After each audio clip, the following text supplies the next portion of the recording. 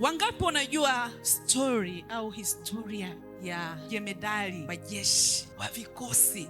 Alikuwa anaitwa Naaman. Wangapi wanajua? Mnamjua, right? Hivi Naaman alikuja kupata msaada kwa majitu yenye wadhifa, jina, au kwa mtu wa kawaida?